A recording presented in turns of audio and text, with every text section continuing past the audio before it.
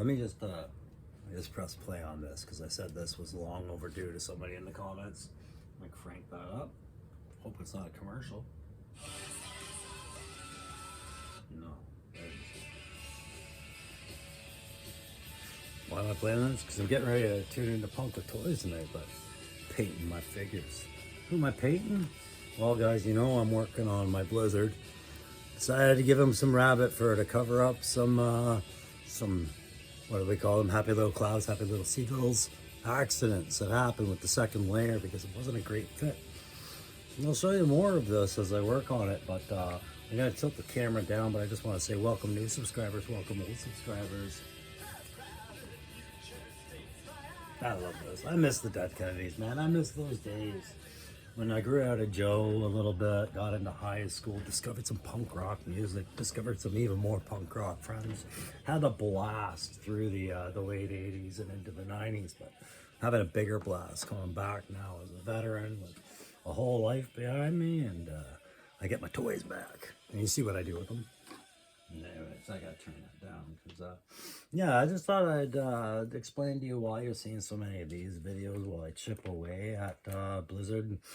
The reason being, guys, is because I'm trying to grow the channel just a little bit at a time. I set these little boundaries. It's funny, I was watching Allison Troy coloring with Aaron the other day, and she talked about it, like these little milestones we set for ourselves when we start out with YouTube, and we just want to do our thing, and we don't want ourselves to be allowed, well, not about loud, we don't want ourselves to feel compelled to feel any pressure with it. And that's exactly what I've been doing since March of last year. So we're almost up a year here, I guess. March or April, I think, is when I started. I'd have to look, right? And I've gone a very slow pace doing my own thing. But I am paying attention to my analytics, and I do understand it's important to have daily content. So what do I do daily?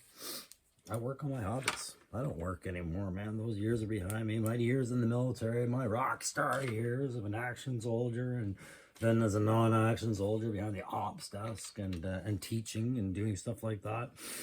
Those have all gone to something, and now I'm a retired guy who just want to do stuff with G.I. Joe. Why not do YouTube? Hey, while I was talking, I've been working on my Uzi extension for Blizzard. If you guys remember, I always try and pick a couple of features that I want to focus on. I have time with the character. If I'm going to deviate from their original look, I still want to have something of theirs that was original. So with Blizzard, one of the things I was all ready to do is I wanted to give them an M16 I had done up, but I've set that aside for another character. It's this one. I was doing up some winter stuff, and I just had the base done on this. Well, this isn't done. I'm going to add stuff and do stuff to that, but I was getting that all set up, right? But I had another look at Blizzard, and I remember this figure now as I stare at it, and I work hard to remember my childhood a little bit. I didn't have this guy, but I remember my cousin did. I remember it because I was like, oh, this guy goes in the, it was one of the winter ones. I was like, oh, cool, they came up with a new winter one. And he had this cool helmet. I did like that helmet feature. Now, I do have a piece I'm trying to keep aside, but I have updated the helmet a little bit. Well, by a little bit, I mean, I've taken the lazy approach, and I'm just doing what I usually do. I'm either going to mount that goggle set onto the standard bump helmets that we get with Grunt, but I'm also considering another option that sees me manipulating another helmet. If I have it here, yeah, there it is. Now, this helmet is a little bit more familiar and laughable. It's a leftover helmet I've had from hockey, a hockey figure I stripped down to get the visor, and it's a CCM. But I think I could do my thing with this and turn this into a tactical helmet if I need to. So either one of these two helmets. This just needs some boring out of the stuff in it, and just to see if it fits with that Everett Ross head. Which I'm not doing anything with this Everett Ross head. I'm leaving it because I do think it's good enough for this guy's head to say it's aged a few years, and I think he reflects that well. But anyways, long story short, that Uzi is one of the pieces of kit that's unique to that character. If you have a look at it, in that weapons pack. You can see it had an extended barrel and it had a lot of winter scrim wrapped around it to camouflage that thing. So yeah, that is going to be one piece that I'm going to try and recapture for my guy, because you can already see I'm deviating by adding things like rabbit fur to his uniform as opposed to what it was. But I am going to stick to that color pattern they have of the white, the black, and the lighter brown. That's going to be kept on this figure for sure, as is the visor. Those features are staying, but I'm not a big fan of this whole apparatus he has with the backpack or even the bear trap, although I do love the fact that they made a bear trap for somebody. I just think yeah, I don't know, I don't want to make it for him. I don't know where I would even start. Like, I could make one, I guess, and say I made it just because it's homage to him, but I'm still not making that little sled riding backpack. What I think I'm going to do is I'm going to use some of the pieces I have on the way from Loki Wartooth and just shift them over to this figure and just keep them reasonable and logical, but as reminiscent still of that original Blizzard as I can. And trust me, I could have gone Tiger Force. There was a yellow Tiger Force one they did, and it just, oh my god, if they had made him an emergency crew worker, perfect, but they made him again Blizzard with all the snow gear, and I was like, well, isn't Tiger Force a jungle troop setting kind of group? Oh my god, why would they do that? So while I just get some white ready, actually no, I'm done with my white. No, I'm not. I'm gonna move on to another character with the whites. So I do need to have a little bit of whites here. I'm gonna put that off to the side. You're seeing me using some model color, just direct acrylic paints, guys, and like I said, for in another video, you know, I use these for my models which I care about and which somebody else made and cared about. And then if you're a beginner, please stay away from using these on any type of model project. You can use them for terrain and wood and things like that, fine. Don't use these on your models. I've seen a few guys start that way. I was one of them, but I wasn't the only one.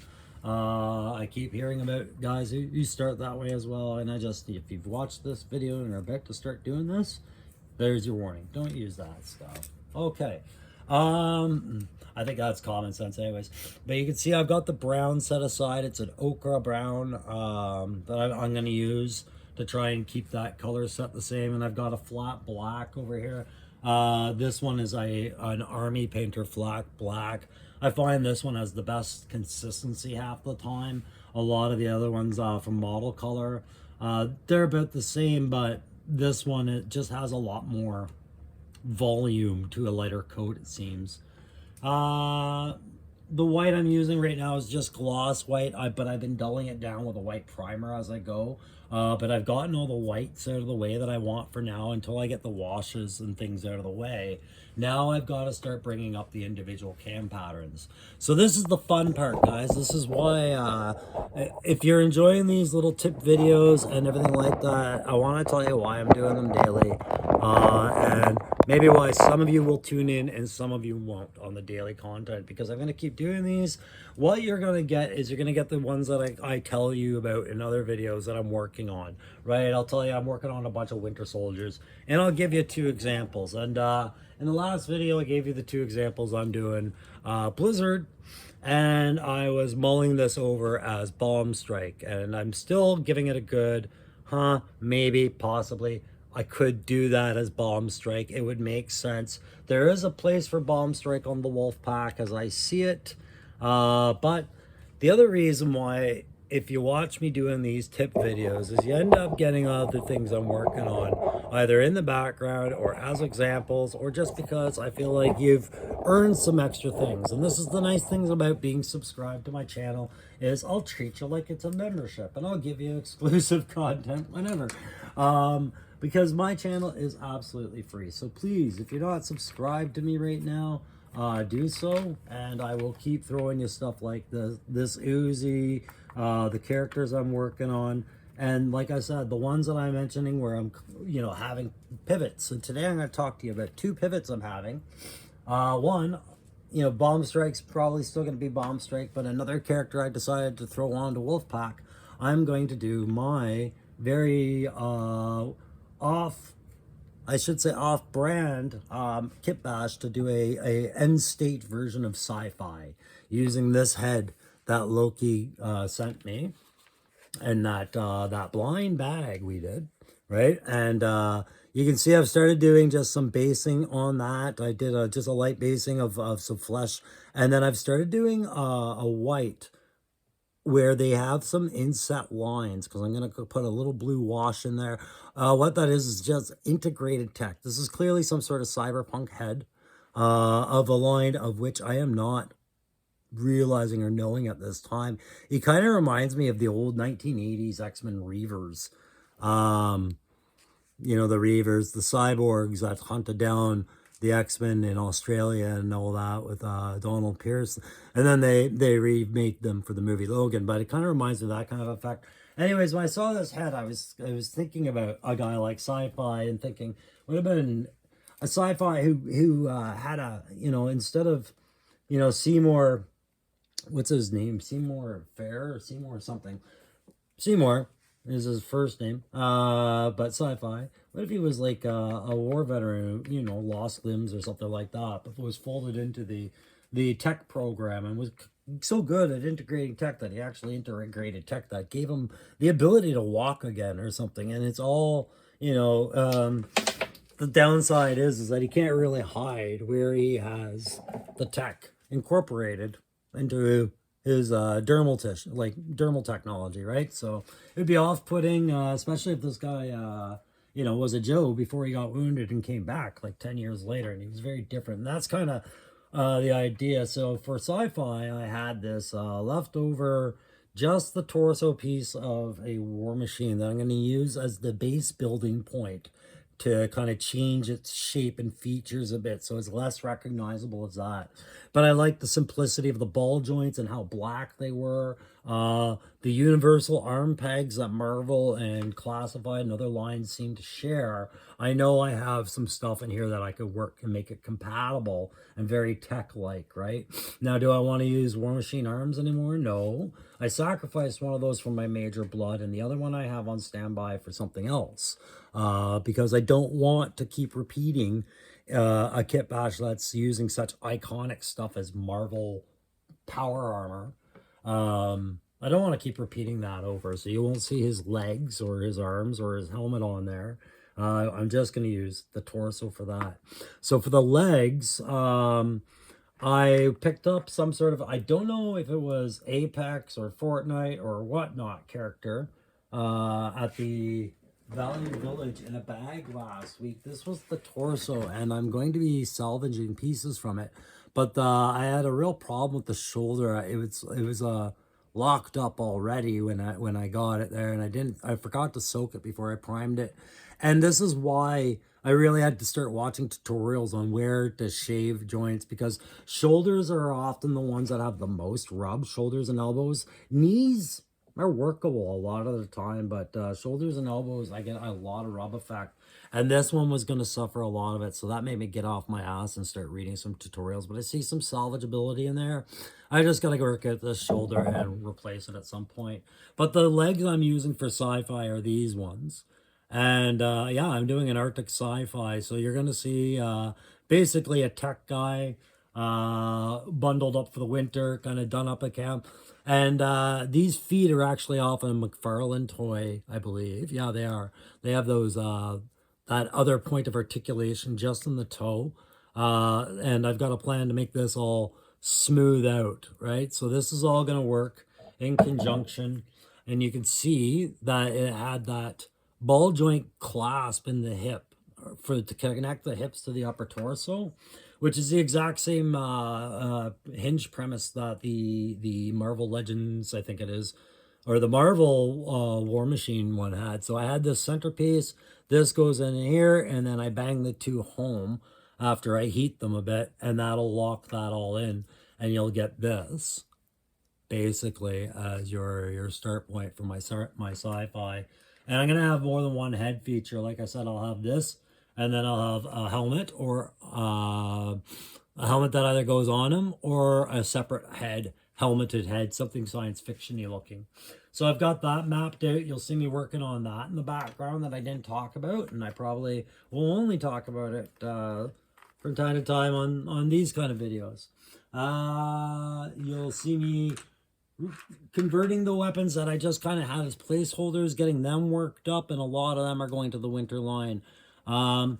The reason I'm adding sci-fi to my Wolfpack, my winter dispute group, is if you guys are following what I'm saying about my end state, my imaginary Joe world is like, yeah, Snake Eyes. What would it look like if the Arakakashi were hunted down? And what would it look like if Snake Eyes and Storm Shadow weren't around, and all the all the ninja stuff was added to by the Black Oni, which is that other group I want to do, right? Those ninjas I want to try out.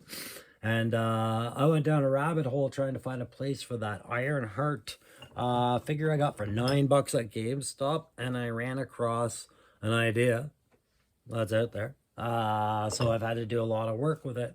Problem is, I'm going to have to use a lot of Ironheart's original parts, just try to make them look different. But yeah, I'm going to do a ninja bat for my Black Oni on there. You'll see that. Oh, yeah. Is he serious with that? Yeah, he is. I have the parts. Where did I put them? Off to the side, or are they upstairs drying still? They might be upstairs drying. Oh, jeez, that's just my phone charger. Nobody's getting a free shot for that. Looking behind me, nope, that's my marijuana. That's all the other stuff. Cat box for my cat shits. Nope. I guess I didn't think to put them aside. But yeah, that Ironheart that I got for $9, I'm going to be using that in this head. I am very, very much wanting to use that. That is the unhelmeted character, Ironheart Riri Williams. I think she'll look good as a new character in my collection. But I'm thinking about using her as Freefall, who is a pilot that later joins Night Force. We can look into her later. And you'll hear me discuss that sort of stuff. So I'm going to, get ready to watch Punk with Toys. I'm going to slap this Uzi together with a bit of green stuff, scrim, maybe a bit of fabric. I'm not sure. We'll see what feels natural to it. Work up that cam paint. I'm going to start my camouflage for both Blizzard and for Sci-Fi because they're in this state ready to go.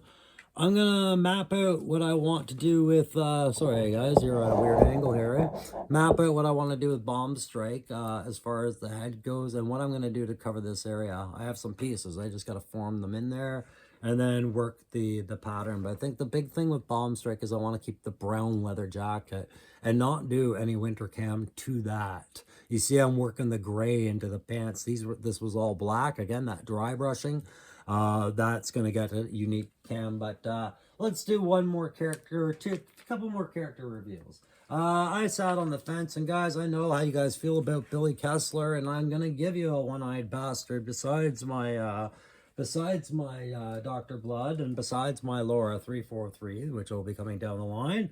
But it's not going to be Billy Kessler per se. I am going to do a Snake Plissken because it's a post-apocalyptic end state. It's a dystopian America. If there's a place for anyone, it's Snake Plissken. But perhaps maybe I'll do a winterized version of him as he was in the movie The Thing. Where did I have him here, right? So a little bit of Snake mixed with a little bit of John Carpenter's Kurt Russell, because what an iconic guy, and I just wanted to do it when Loki had that in there. I was like, guys, I gotta do this, right?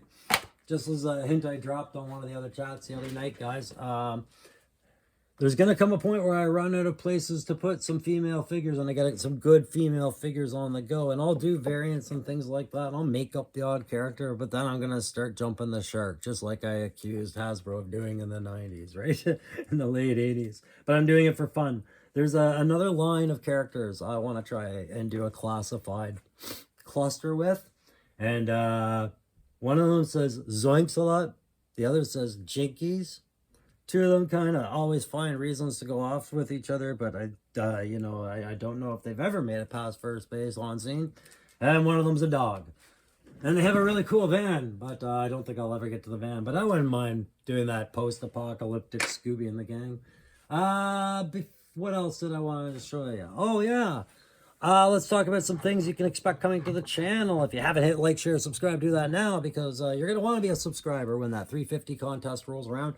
That should be, we're almost at 300, and I am leaving for England in a week or so. And then if I find anything that I can bring home that is worthwhile to the channel, I'm absolutely going to try and do that. I just have no idea because it's 3 days in England, 3 days in France, and it's family and friends. So I'm going to try and break off where I can, but I have commitments as a father and a husband and a friend. So we'll see how that goes, guys. But wish me luck on that. I'd love to add something to that 350 pool. It's a big pool, so get on that prize.